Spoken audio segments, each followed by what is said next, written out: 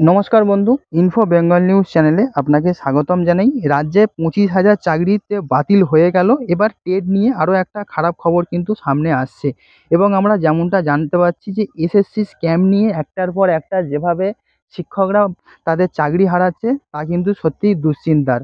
এবং এই ভিডিওর মাধ্যমে আপনাকে খুবই গুরুত্বপূর্ণ একটি তথ্য অবশ্যই জানিয়ে দেব। আপনারা অবশ্যই মূল্যবান দর্শক এবং এই প্রতিবেদনে আপনাদের কাছে একটি প্রশ্ন কিন্তু অবশ্যই করতে হবে। বলা যেতে পারে যে বাংলার শিক্ষাক্ষেত্রে এই যে কেলেঙ্কারি এবং একের পর এক যে গোলযোগ তা কি কোনোদিনও শেষ হবার নয়? কোথায় আপনাদেরকে খবর জানাবো সেখানে তার বদলে পাল্টা কিছু প্রশ্ন আপনাদেরকে অবশ্যই করতে হচ্ছে এবং যার জন্য মনে সংশয় দেখা দিয়েছে। কিন্তু একটি বিষয় দেখা যায় যে ব্যাপক দুর্নীতির কারণে কলকাতা হাইকোর্ট ইতিমধ্যেই এসএসসি 2016 সালের যে গোটা প্যানেল ছিল সেটি সম্পূর্ণটাই বাতিল করে দিয়েছে। এর ফলে প্রায় 26,000 শিক্ষক এবং শিক্ষাকর্মীর চাকরি চলে গিয়েছে। সকলেই যে দুর্নীতির মধ্যে চাকরি পেয়েছিলেন তেমনটা কিন্তু কোনোভাবেই বলা যাবে না। অনেক ক্ষেত্রে যোগ্যতার প্রমাণ দিয়ে চাকরি পেয়েছিলেন এবং চাকরি করছিলেন এরকম প্রচুর শিক্ষক রয়েছে এবং যারা শিক্ষাকর্মী তারা রয়েছে। কিন্তু ব্যাপকভাবে দুর্নীতি এবং অনিয়ম হওয়ার কারণে যোগ্য শিক্ষকদেরকে আজ ভয়াবহ বিপর্যয়ের মুখে পড়তে হয়েছে।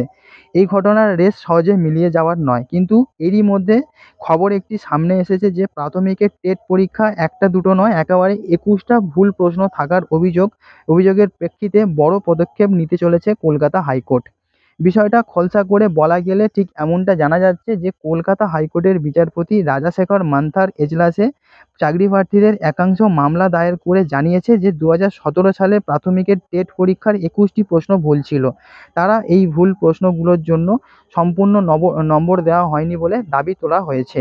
এরপরে বিচারপতি মান্থা বিশেষজ্ঞ কমিটি গড়ে তোলার জন্য একটি প্রশ্নপত্রে আদৌ কোনো ভুল ছিল কিনা সে বিষয়ে খতিয়ে দেখার জন্য নির্দেশ দিয়েছে। তবে সূত্রের খবর যে ভুল প্রশ্নের সংখ্যা দু চারটে এদিক ওদিক হলেও ওই পরীক্ষাতে যে বেশি প্রশ্ন গোলযোগে ছিল তা কিন্তু বেশিরভাগ পরীক্ষার্থীদের থেকে তারা টের পেয়ে গিয়েছিলেন। শুধু বিশেষজ্ঞ কমিটি গঠনের দিক থেকেই নয়, এখানেই বিচারপতি থেমে নেই। তিনি বলেছেন যে প্রশ্নপত্রে যদি সত্যি ভুল থেকে থাকে তবে ভুল প্রশ্ন পিছু পূর্ণ নম্বর টেট পরীক্ষার্থীদেরকে দিতে হবে এবং প্রাথমিক শিক্ষা পর্ষদকে সেটি কিন্তু দেখতে হবে। শেষ পর্যন্ত যদি প্রশ্নপত্রে ভুল বেরোয় এবং বিচারপতির এই নির্দেশ কার্যকরী হয় তবে 2017 সালে প্রাথমিকের টেট পরীক্ষার ভিত্তিতে যে শিক্ষক নিয়োগ হয়েছে সেখানেও মেধা তালিকার ব্যাপক পরিবর্তন ঘটতে পারে, তার একটি কিন্তু সম্ভাবনা থেকে থাকছে। যে ক্ষেত্রে আবারও বেশ কিছুটা শিক্ষকদের চাকরি নিয়ে টানাটানি শুরু হতে পারে। এই বিষয়ে প্রাথমিক শিক্ষা পর্ষদকে নীতিগত সিদ্ধান্ত গ্রহণের জন্য মাত্র একদিন সময় দিয়েছে বিচারপতি। পাশাপাশি এই মামলার পরবর্তী শুনানির দিন ধার্য করা হয়েছে 11 জুন এবং অবশ্যই 11 জুনের পরে কিন্তু আরও কিছু খারাপ বিষয় কিন্তু অবশ্যই হতে পারে যে অপেক্ষা করে আছে। 2017 সালে যে সমস্ত ব্যক্তিরা চাকরি পেয়েছিলেন এবং তাদের জন্য কিন্তু খুবই একটি খারাপ দিন আসলেও আসতে পারে। কিন্তু যদি সব কিছু ঠিকঠাক থাকে তাহলে কিন্তু অবশ্যই যারা যোগ্য এবং যারা সঠিকভাবে চাকরি পেয়েছে তাদের যেন চাকরিটা কোনোভাবেই না যায়, সেইভাবে যেন কিন্তু এই মামলাটা এগিয়ে যায়। অবশ্যই আমি সেই প্রার্থনা করব ভগবানের কাছে। কিন্তু দেখা যাক যে কতটা পরিমাণে ঘোটালা হয়েছিল বা কতটা পরিমাণে দুর্নীতির কারণে আসলে যারা সত্যিকারের পড়াশোনা করে চাকরি বাকরি পেয়েছে তাদের কতটা ক্ষতির মুখে পড়তে হচ্ছে আমরা অবশ্যই দেখতে পাচ্ছি। এবং সেই নিয়ে কিন্তু আমাদের যে পশ্চিমবঙ্গের সমস্ত সাধারণ মানুষ রয়েছে তারা খুবই চিন্তার মধ্যে পড়ে রয়েছে। বিশেষত যে সমস্ত শিক্ষকরা রয়েছে, আমরা জানি 26,000 শিক্ষকের চাকরি চলে গিয়েছে। তার মধ্যে থেকে প্রচুর শিক্ষকরা রয়েছে যারা সঠিকভাবে তাদেরকে চাকরি পেতে হয়েছিল, প্রচুর পরিশ্রম করতে হয়েছিল এবং কিছু অসাধু লোকজনের কারণে তাদের হচ্ছে ঘুষ দিয়ে চাকরি পাওয়ার কারণে তাদের কিন্তু চাকরিটা বাতিল হয়ে গিয়েছে।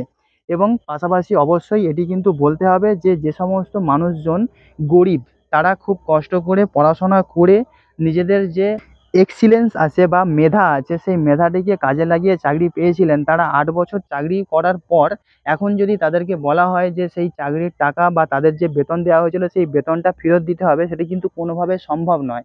তো বন্ধু, এই ছিল আপডেট। অবশ্যই আপনারা কমেন্ট করে জানাবেন আপনাদের কি বক্তব্য রয়েছে। দেখা হচ্ছে আপনার সঙ্গে পরবর্তী ভিডিওতে। সবাই খুব ভালো থাকবেন। Good bye.